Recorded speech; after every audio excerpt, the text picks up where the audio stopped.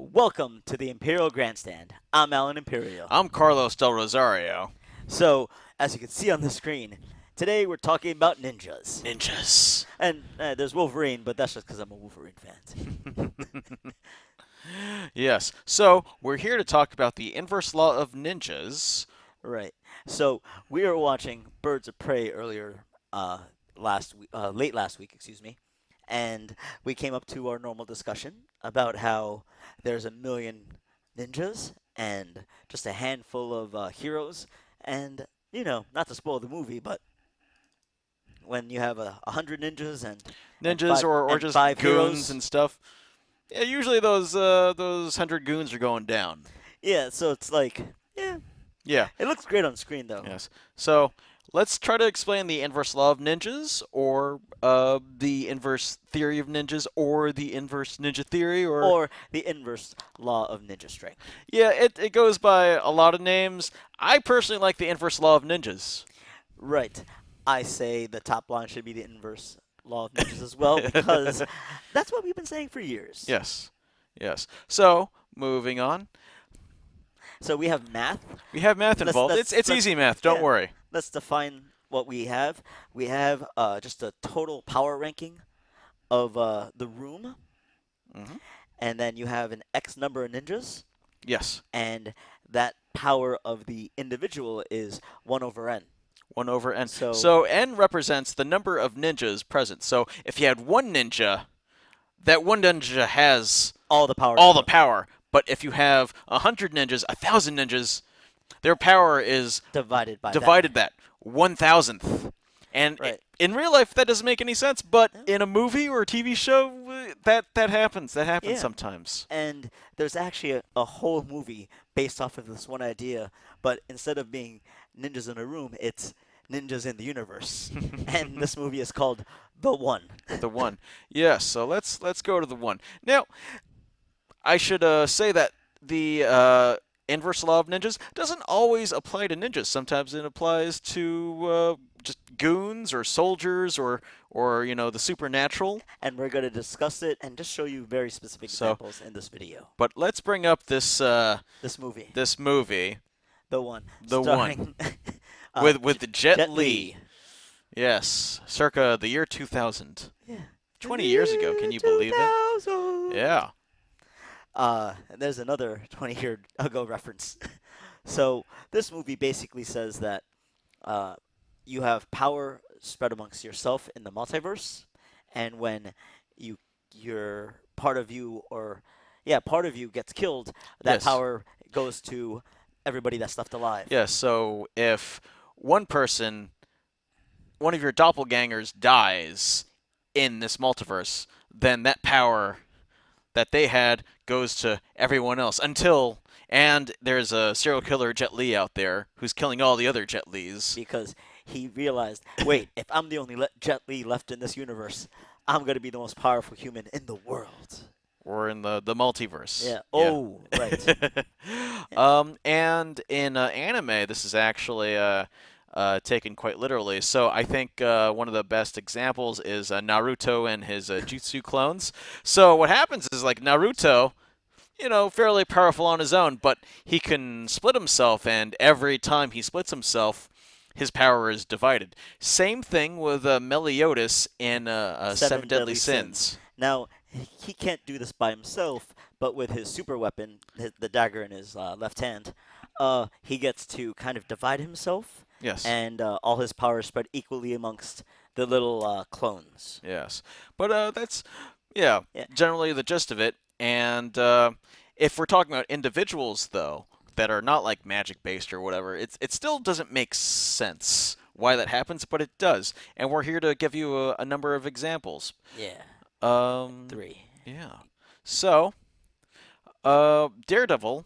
Oh, I should say that we should give some credit to two YouTubers that I really love. The first, where heard the term the inverse theory of ninjas. That's Carl Smallwood Yeah, from Fact Fact Fiend. Fiend. Oh, I love this guy. If you like just useless trivia and information, he's got it. He's got the thing, man. Yeah, if my mom wasn't watching this, I would be drinking on camera too, because in arm's length, Yeah. I just have some brown liquid. Yeah, you honestly don't know what's in this area down here. It's really it's like wow. You just think it's a couch. It's not just a couch. But There's a coffee yes. table. But Carl Smallwood, yeah, one of my favorite channels on YouTube, and he coined it like the inverse law of ninjas. Yeah, Wow. I don't think he created the term, but it's like we've been yes, using it ever I since. that's an amazing term. Also, while researching, just googling inverse theory of ninjas or inverse law of ninjas, I came across another channel, the Council of Geeks, Yeah, and he also talks about the inverse yeah, ninja theory, as he yeah. This calls it. dude Uh, over here yeah, just and really gives a really uh, glossary examples of hey, these are some things you should check out. Love it. so there will be a lot of crossover because what he was talking about was, oh, I already, know these things, but it's like, yeah, he got to it first, so I have to. Golf clap. Very good, sir. Very good. Yes. So, yeah, are we kind of cribbing off his homework a little bit? But you know what? It's great homework that he did. Yeah, so good on you. And he does some amazing Doctor Who and Buffy videos as well. So please check his channel out. Yeah. All right, What was the great. third slide? Oh, I don't know. Anyway. So, Daredevil, I think, is one of the main examples of the inverse law of ninjas. So, we have in the first season, Matt Murdock goes up against Nobu. Yes. Yes, and Nobu is just ripping apart, man. Just it's like we've He, never seen Daredevil in this much peril, yeah. where he's up just against one guy, one ninja. And bloodies him up.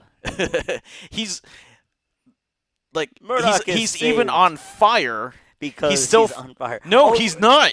He's still kicking. oh right, because He's he does the blade what? thing. And you're like, whoa, whoa, whoa! And being on fire should just stop him already. No, He's still fighting. he's still fighting. It was crazy. I loved it. But second season, when you introduce Elektra and more of the hand that's the ninjas, the ninja group. Like the love story as a side, but Yeah, that's not what we're here yeah. for. You have like a bunch of ninjas and Nobu, and they're all getting their butts whooped. Now, I should point out that Nobu is what we call a boss ninja. There is the health bar. Okay, and what I've learned watching many different ninja media is that okay, all right, all the other ninjas they're probably level 1 ninjas, but the boss ninja level 5, level 20, whatever you have it. And they're always the one ninja that you're up against. Yes. Yes. Uh, just to do a crossover, a great example of this Yes. is Dynasty Warriors, Dynasty Warriors. Oh yes. Yes. because you have just fodder of men. Yes. You have a club, you have a spear, whatever you have, and there's just thousands of men you're just mowing down on Mowing the down. Chinese Yeah. landscape. It's cathartic. It's Yeah, but uh, in the center of this battle, there's just one dude with a health bar, oh yeah. and you have to kill him. You have to kill him. So usually when you just have again the one ninja, he's usually just the ninja boss. He's a Nobu Yeah, who can, who has skills equal to Daredevil. And yeah, the second season, like I like a lot of things about it, but my least favorite parts are the stuff with Elektra and the hand because as soon as you start bringing all these ninjas in, oh, they're just way less effective. you actually feel safer. Yeah, I was like, oh, they're fine. Yeah. uh, let me see. What do I have now? Let's talk about what makes a ninja effective and what we've noticed. All right, Yeah. ninjas are good for spying and covert operations. Yeah. Of course, they're great at disguising themselves, Yes, and of course, they're silent.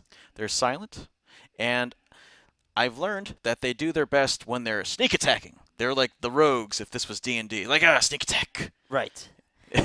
But on the flip side, that is their That weakness. is their weakness, and we'll get into that. Let's go to another very popular movie. Let's go to where are you? Where are you? Green. Yes, where is the green? Ah, there we are. Yes. Let's go to the first Ninja Turtles. There we go. So we have the Ninja Turtles. Yeah. You're where you know who they are. Yeah.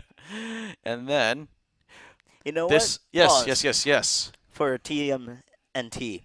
Who is your favorite Ninja Turtle? Comment down below. Oh yes. Because I am a Donnie, but in my heart, but really in life, I live life like Michelangelo. Yes. I'm a Mark Wahlberg.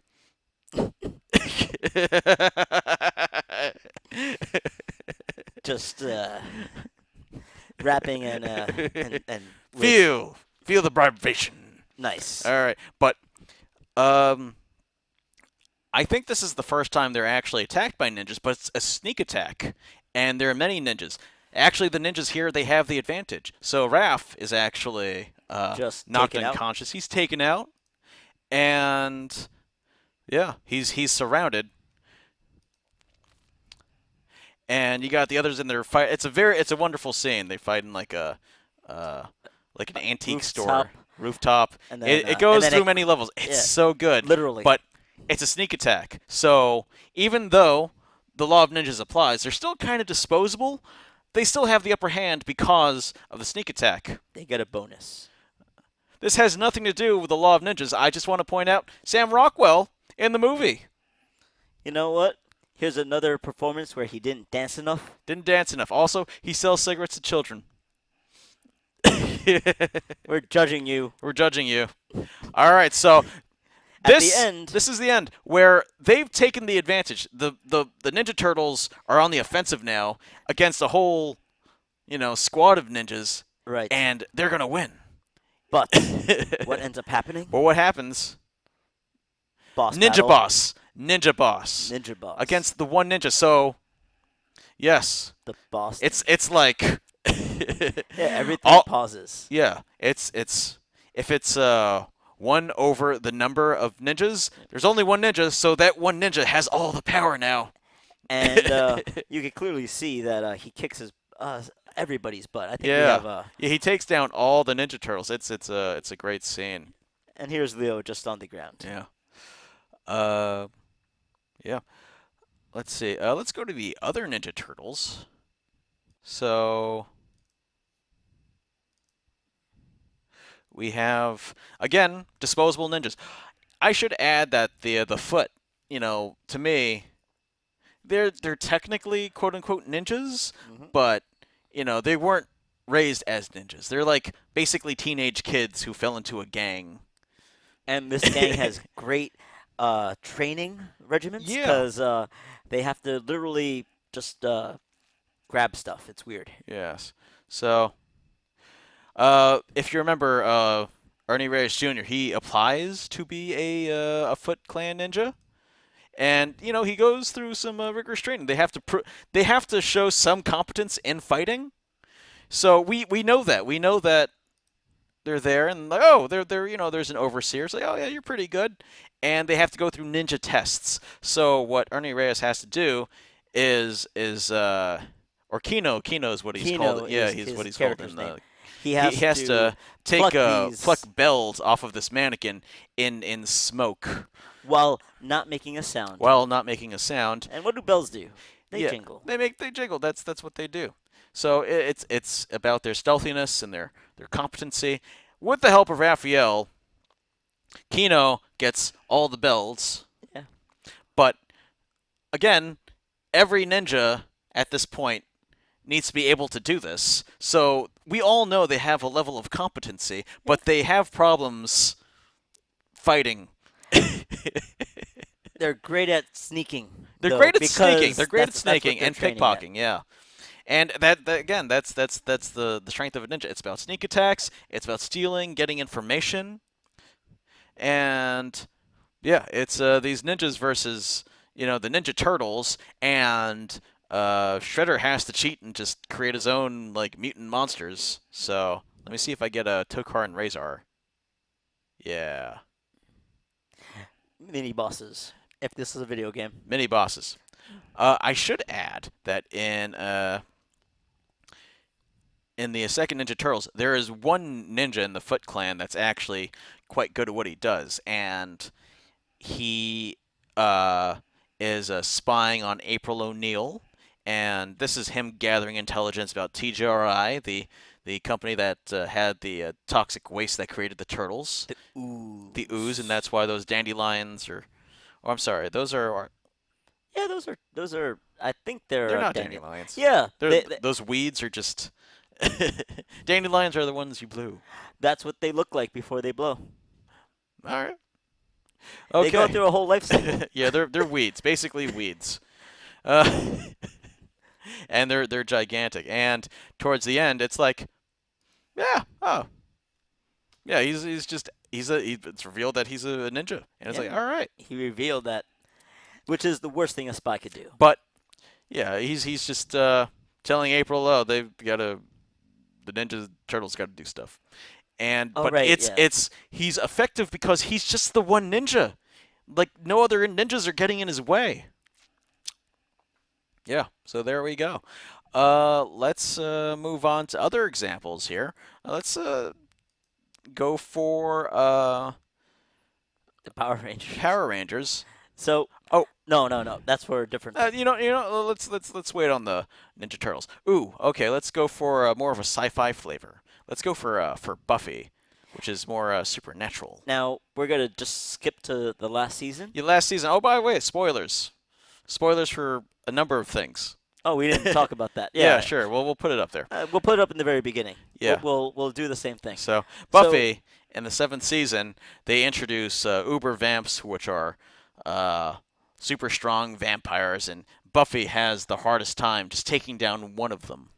and it lasts over a course of like I think multiple episodes, just trying to Yeah, get this one vamp. yeah, just the one Uber Vamp, and Yeah, she finally does, and she's beaten and she's bruised, yeah, and uh, yeah, it took a while, and it was actually a very brutal fight between her and that one Uber yeah. It vampire. was one of the best fights of the series. Yeah, But come the finale, from the you finale. have a dude missing an eye.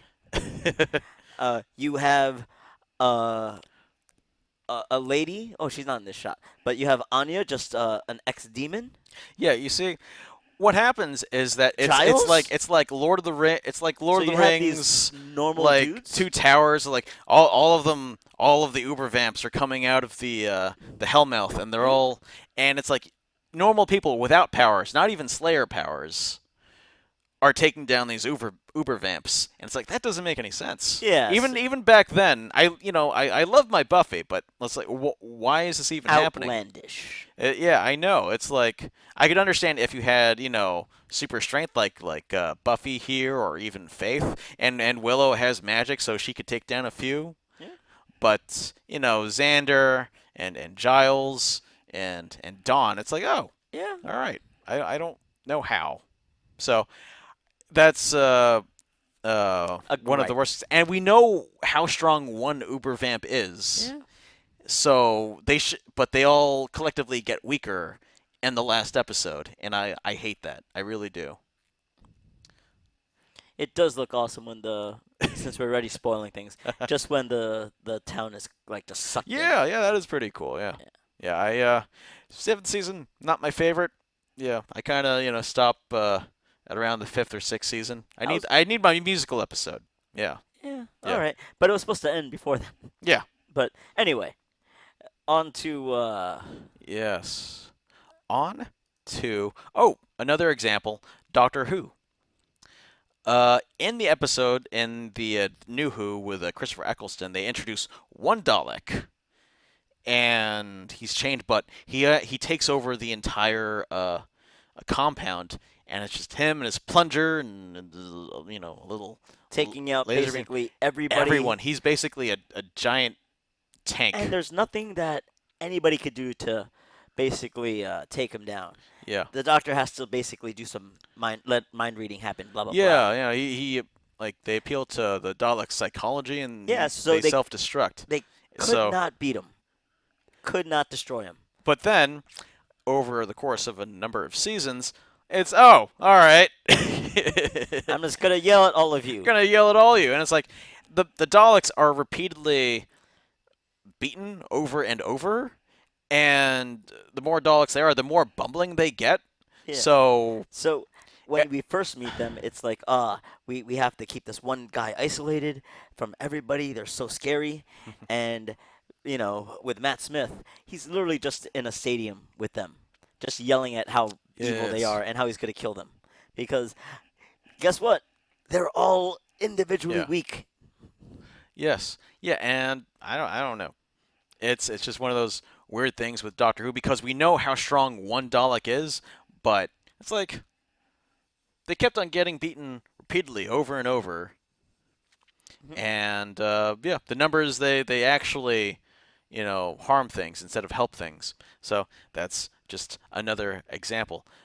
Finally, from sci-fi, uh, oh, The Doomsday, comics. the iconic Doomsday.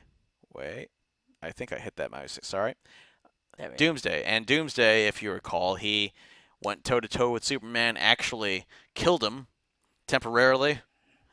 Yeah, and then brought him back to light with a ray gun. Yeah. Anyway, So but badass. yeah, oh my God, like on par with Superman. But later on, during a Superman, Batman, Jeff Loeb, Mike Turner book, we had That was a a good bunch run. of Doomsdays created by what was it, Darkseid on Apocalypse, and it's like, oh, they're going down really easily, you know. Yeah. It's And Batman, I definitely believe Deanna here could hold her own yeah, against Doomsday, but Batman really? yeah. I think he has a suit in the actual book, but even with a suit, it's like I don't know. I don't know if he could take down Doomsday. Yeah, just don't believe it. But great read, so it doesn't take away from anything. But it's like the suspension of disbelief is full effect. Yes. All right. So we have that. Now let's go to some schlocky movies that are examples of Ninja Turtles. I'm sorry, the inverse law of ninjas. So let's go to the first American Ninja. And the first American Ninja is it's a canon movie, and if you ever see this, it's either you're gonna hate it or you're gonna love it because a canon movie means schlock. It's just kind of inferior, but it's probably gonna be really entertaining. So basically, think under budget, try to over deliver. Over deliver. It's just what we lack in experience and craft. We'll just make up in enthusiasm And explosions. and explosions. Yeah, So there's a rabbit hole of films to watch with Canon, and yeah. I want to personally thank the WPIX for only WPIX. affording We live in New Canon. York, but yeah, it was like yeah, because canon movies, sometimes they just didn't make a lot of money, so they got sold into syndication for not a lot. And I benefited because here's a classic that just Classic. that just fits American Ninja. perfectly into So this. Michael Dudikoff, he plays Joe Armstrong, and he has He's amnesia, Yep, but as a kid he was trained to be a ninja. and he is basically an orphan, and he feels that he owes the government, so he becomes he joins the U.S. Army. Well, I think he's sorry, it's been a while since I've seen it, Yeah. but I think he's like a juvenile delinquent Anyway, who's found, and then eventually he's yeah, brought into the army. Um, but so this is the boss ninja. So again, he's the one over N. He's the the top ninja in this movie, and this is a warehouse fight scene with a bunch of ninjas. Now, what always got me with ninja movies is that you have a swarm of ninjas, but they only attack one at a time. They never really team up. they're polite. They're really polite. It's like maybe it's but it's like it doesn't help you. Your whole thing is about sneaking, which They is inherently like dishonorable. They know that there's a camera there, and they're like, this guy has to get the shot. So your turn. Okay. All right. You didn't do it. My turn. Okay. All right. Your turn. I'm like, all right. Why don't we just, because Go. his back is wide open in this shot. You got this one ninja there, and it's like, He could just thrust. yeah, but they don't. They don't. Yeah. He didn't. You know what? He doesn't have the power to lift the sword. And maybe it's Michael Dudikoff's plot armor. Ooh. Can't kill Michael Dudikoff. Again, here's the grand finale. And there's a million ninjas, so Million ninjas. this is fine. Oh, they're fine. They're fine. But then you have When it's boss ninja, Boss Ninja. it's like whoa. Nope. Nope. Yeah. It's gonna be a tough one. Another one of my childhood favorites. Surf Ninjas. Geez, I can't believe I was a really big fan of this one, but we all make mistakes. So it stars Ernie Reyes Jr. Making And another Rob appearance. Schneider. Yes, making another appearance, and yeah, he fights a paramilitary force that overtook his homeland, and there are ninjas there. Yeah, sure. And His younger brother has a magical Game Game Gear. Boy, yeah, and I Game think Gear. and Game It's in Gear, yeah, color. Game Gear, and then he magically gets kung fu powers. Yeah, Yeah, because he gets a sword, I think. yeah. Um, So when you see a bunch of ninjas, you have no fear yeah, because the movie is named Surf Ninjas. yes, Of course, they're surfing. Closest to us is supposed to be Rob Schneider. that's not Rob Schneider. That's And Rob Schneider's stunt double. oh, by the way, Boss Ninja. yeah, yeah, he's the boss, and He is the Leslie Nielsen. Leslie Nielsen the from greats. Airplane. Yeah. The greats.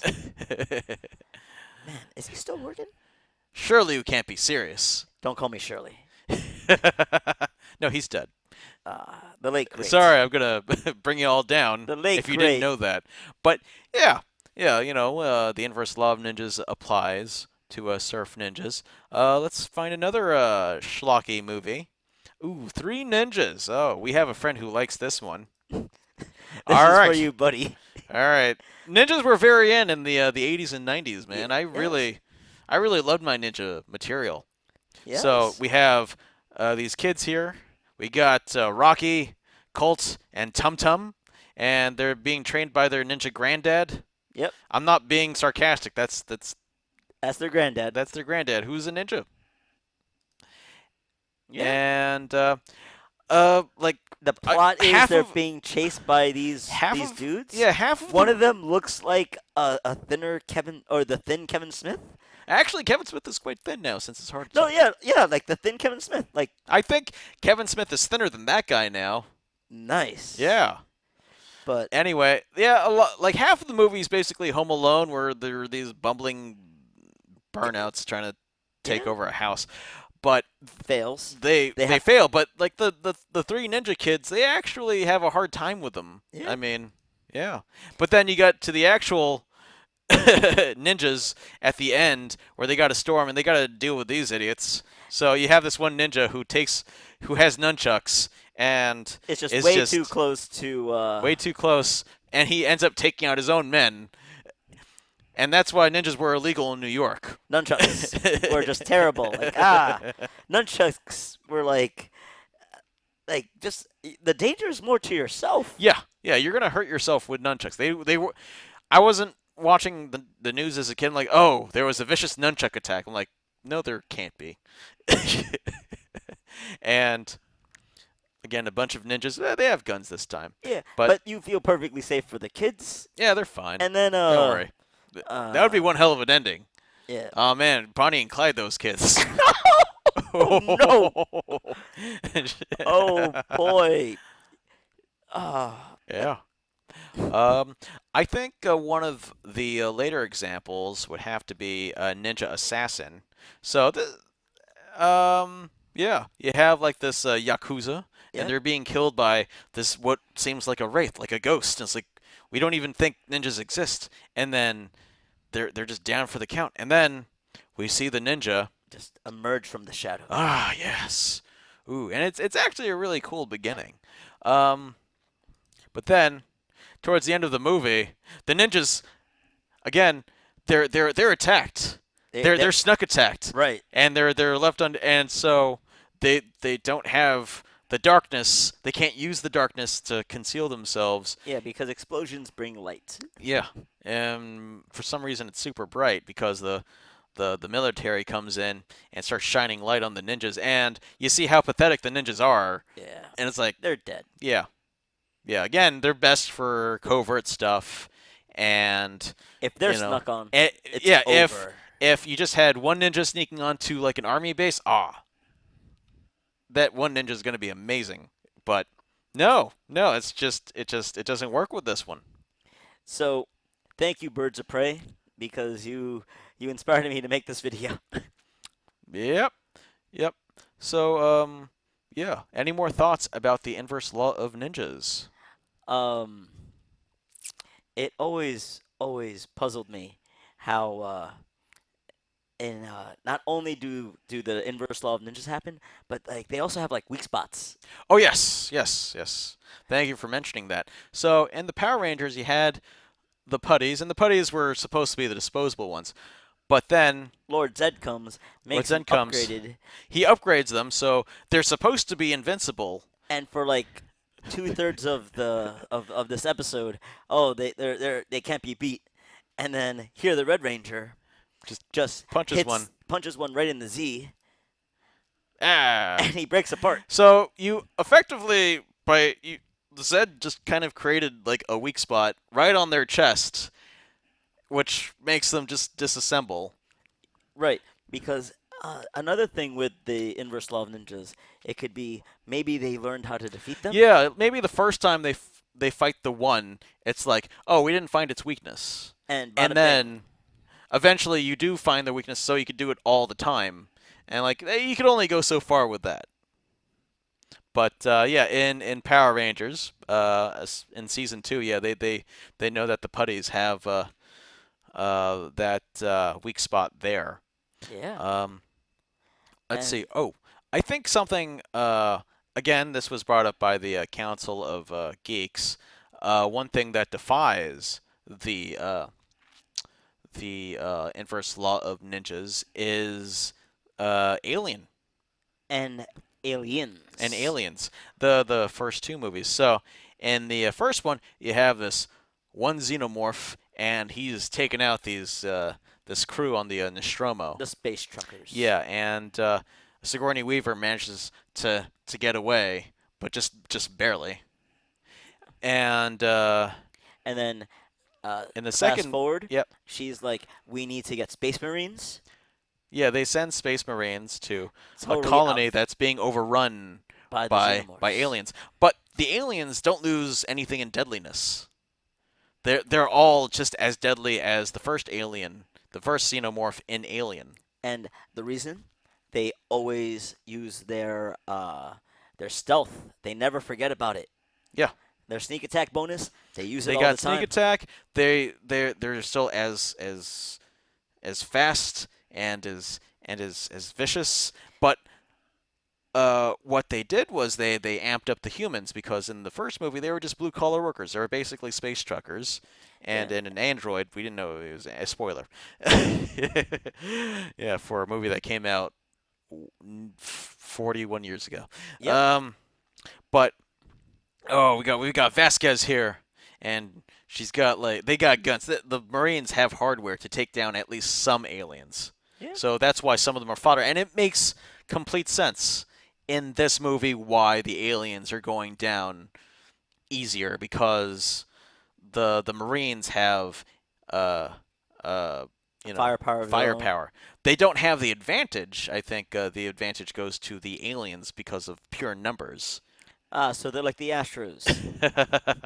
But yes, yes, it's a it's a really good point. And yeah, I thank Council of Geeks for bringing that up. Yeah, man. I just always saw it in movies growing up, and I've never never really put into words or into like a big, hey, here's a list of movies that I've seen that just have this. And Yeah. Yeah. I Now, why do you think the law of ninjas exists? um because movies have the special magical power called plot armor. They do, yes. And plot armor is okay. Let's just say you have a character like Iron Man, Robert Downey Jr. You kind of know he's not gonna die at the end of the movie because He's RDJ. he's RDJ. Okay, all right. You know, bad example. Uh, And he literally has armor. yeah, yeah. But let's just say it's the first Iron Man movies. It's like, yeah, he's probably not gonna die. Yeah. Spoiler. I And I am avoiding it's Carlos. like in the second movie he has palladium poisoning. Like you can't take it seriously. It's like he's not gonna die from palladium poisoning. And So, Whiplash, please. ugh, fine, whatever. But he's the hero, and but the hero needs to be doing things. We got to show how amazing they are. So he goes up against the Whiplash drones. Yes. Yeah, and they're disposable. They are ninjas, and yeah, There's another example. yes, Yeah, so I think it just happens because they're trying to build tension and they just do it with numbers. they do it with And numbers. So it's like, oh, if one ninja causes all this chaos, what would 100 ninjas do? yeah. And it's like that should sound, you know, more dangerous, but it's really not. Yeah. It's not how it works in a lot of movies. Yeah. Do you have anything else? Because I think I have one more thing to say that I just thought of, but I wanted to throw it to you first. Yeah. Uh, can't think of anything right now, but what's up? Dread, Dread. Oh yes, because that whole thing is structured like a video game, yes, it is. and there's literally a boss ninja at the end. And well, what's that actress name? Lena Headey. Yeah, she's a chameleon, man. Yeah, yeah, she's great. Uh, she Yeah. she is perfect in that role. Man, and he gets all the way up there, but it's like, yeah, every floor has like 1,000 guys. When he finally meets her, it's like, oh, here it goes. Well, yeah, that's the thing. They don't really fight. I Yeah, mean, it's the drug thing, and then yeah, yeah, no, she has like uh, an advantage, but I think something that's similar to Dread is the Raid, ooh, which is a SWAT team goes to an apartment complex to take down a kingpin, and they're just assaulted. They are trapped, and they have to just survive, and they just got to kill, hundreds of men. And it's like and these are the cops, and it's like, these are oh the cops, and boy, then it's like, and then it ends up being this gigantic fight with Mad Dog. This one guy who's like probably 5 feet tall, but he is a madman. he It's inspires me every day. yeah. Let me Let's bring up Mad Dog yeah, Mad Dog. Yeah. because yeah, I don't know why we didn't think about this earlier, but that's the perfect example. Yeah. You know how good he was? He was so good that John Wick used him. Oh yeah, and John Wick is replete with the inverse law of ninjas because it's like, oh, it's John Wick against 50 guys. John Wick's fine. John Wick's fine. John Wick gets common. Oh, Oh, it's the it's on. it It's on. it it, It's a silencer battle. That's not how silencers work, but I'll accept it in John Wick. suspension of disbelief. Yeah, and then it's like in the third movie, he's up against like a whole bunch of soldiers in the hotel's lobby, and he takes care of them. It takes some Mm. it's some difficulty because they're all wearing armor, but they find a way. And then he gets up to the upper levels, and then he has to fight Two yeah, two dudes. dudes at the same time, and it's like, oh wow, they're both really good. And then he has to fight Mark Dacascos, who is a master assassin. So, I mean, it's like 50, then it's two, then one, and it's how hard John Wick's life is. But if John Wick just faced 50 guys, he's kind of okay. But if he's just up against the one person, it's like, oh, I don't know if he's gonna win this time. He's gonna win, but yeah, He lost so much blood. Yeah. So, yes, the inverse law of ninjas. Tell us your thoughts if you have any more examples or anything that breaks the inverse law of ninjas. Now, we call it a law, but it's It's it's a more of a guideline. It's guideline. more of a theory. It doesn't apply to everything. Mostly just schlocky movies from the 80s and 90s where you just need disposable henchmen. But please get back to us. Yeah, and hope this wasn't a waste of your time.